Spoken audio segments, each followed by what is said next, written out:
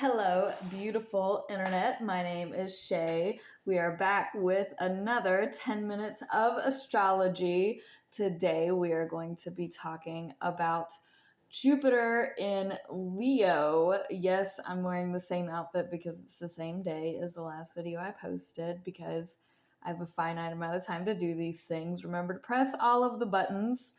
And if you'd like to fund my busy little self, you can always send me money. I'll absolutely always tell you how. Let's get started. Jupiter in Leo between June 2038 and 2039. So immediately, as I slightly discussed in the last Jupiter video, we immediately see it square to Neptune in Taurus. Now, at some point, Jupiter does retrograde back and then comes back.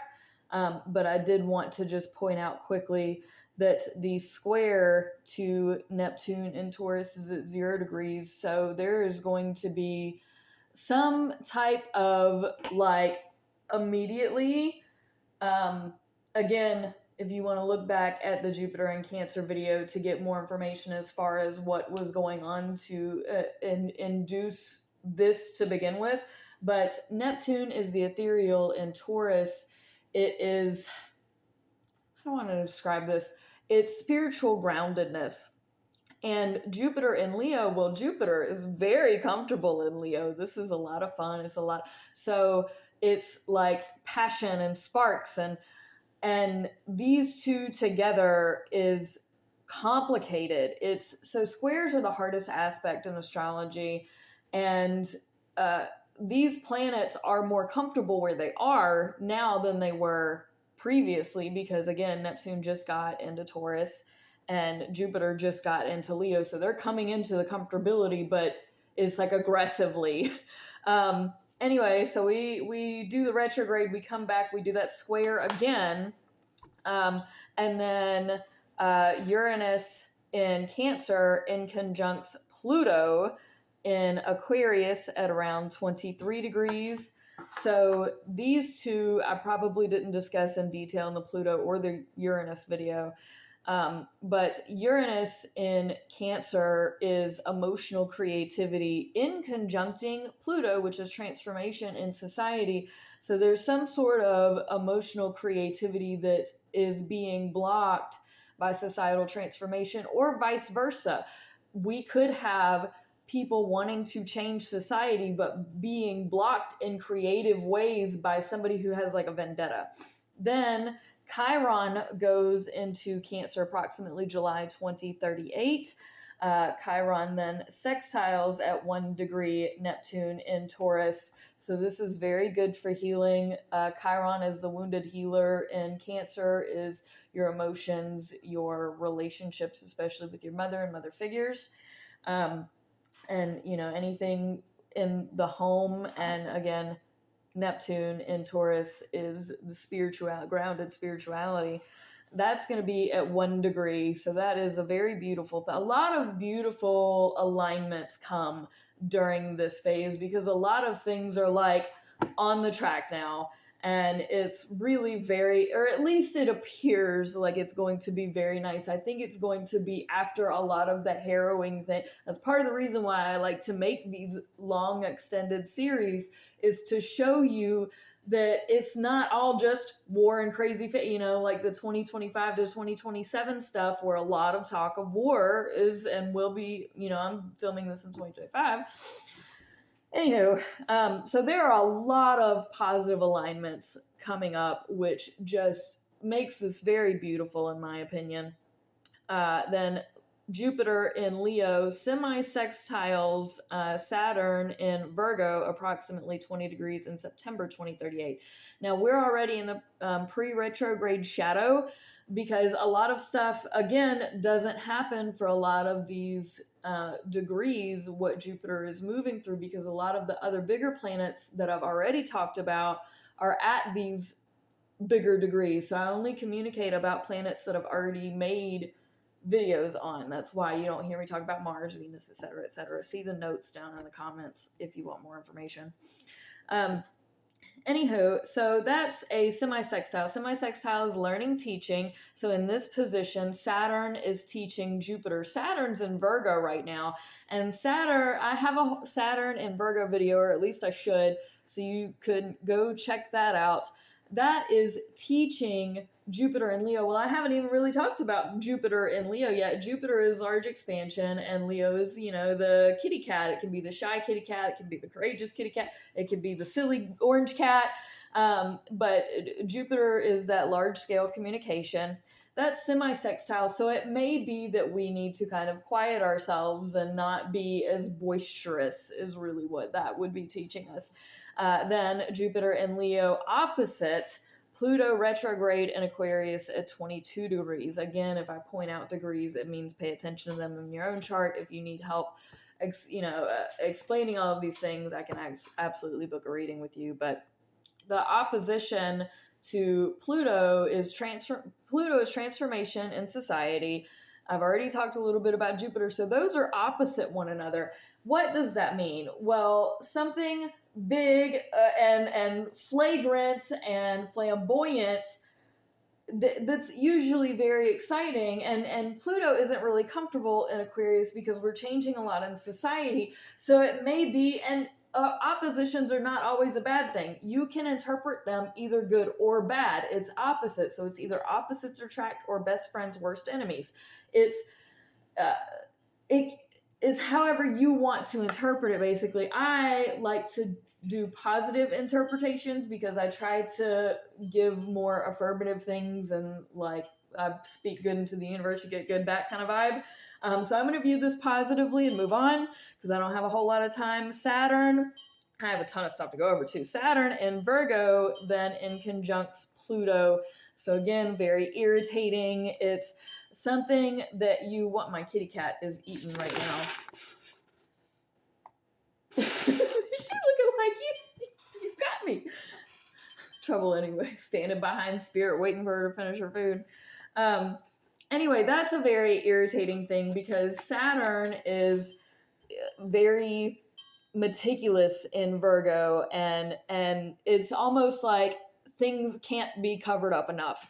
And somebody is just trying and failing bad to cover their tracks from society, and it's just not working, is how I'm going to interpret that. Neptune is retrograde back into Aries. Jupiter in Leo semi-sextiles Uranus in Cancer, another learning teaching. Jupiter is in the teaching position this time. It is teaching Uranus, probably to lighten up and to not be so emotionally bound, because Uranus has been in Cancer at this point for a while. Feels very emotionally bogged down because Uranus is a very creative, spontaneous planet, and Cancer, it just does not function well. So it's probably like giving a boost, like, hey, lighten up, you can come out of your shell, shake it off.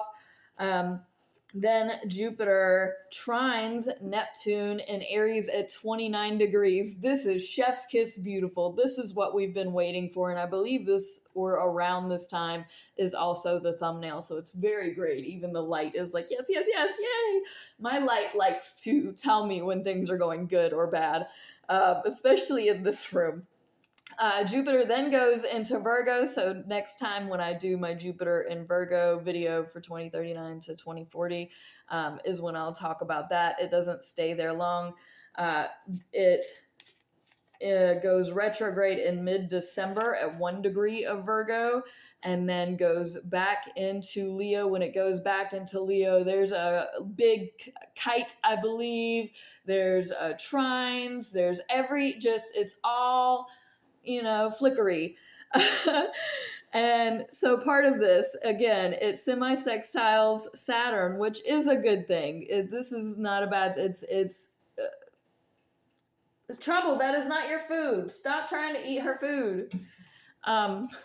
Anyway, then Jupiter sextiles Chiron in Gemini at 29 degrees. So we're going back to learning something, but this is like the best time to learn.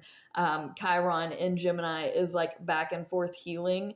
And it's a matter of now you're throwing flames on it and you're empowered by it. Then we have the Jupiter trine Neptune in Aries again at 28 degrees. This is beautiful. And Chiron in Gemini sextiles Neptune. Saturn will be squaring Chiron, and Saturn will also be in conjunct Neptune all during this time. So, of course, there's going to be curveballs, right? That's what that explains. We've also got these South Node in Sagittarius at 29 degrees, which makes up the kite that I'm talking about. And so the North Node is in Gemini as well. There's a lot of moving parts, a lot of good things happening, a lot of things being uncovered and unpacked and brought to light. And it's just, it happens so fast, and it's all for the better. It is all for the betterment of society. And I know I'm past my 10-minute mark, but I really have to break this down. So I may add an extra 10 minutes to this. So the square of Saturn and Chiron at 29 degrees. So Saturn is in Virgo, which is very meticulous, and Chiron is in Gemini, which is back and forth healing.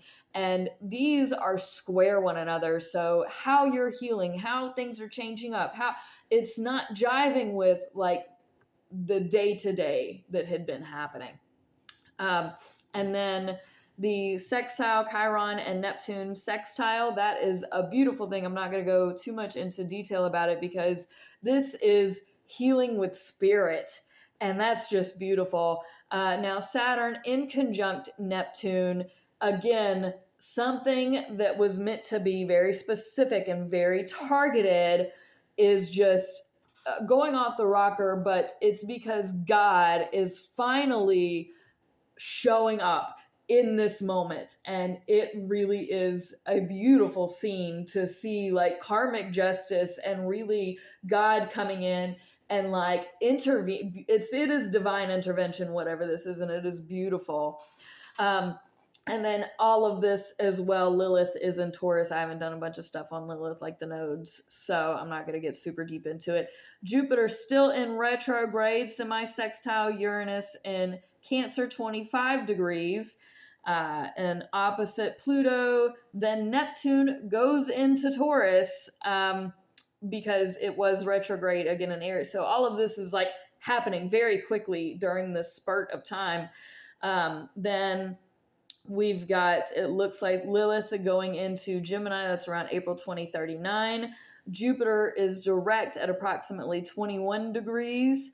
Then Chiron goes into Cancer, May 2039. Uranus in Cancer in conjuncts Pluto at 25 degrees. So this is a very emotional, like it's an emotional gotcha. It's very unexpected, and it's necessary, absolutely necessary.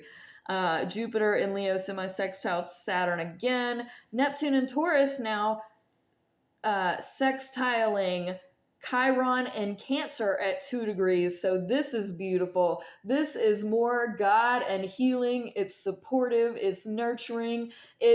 This was like, kind of like finally. It's so nice. Oh my goodness.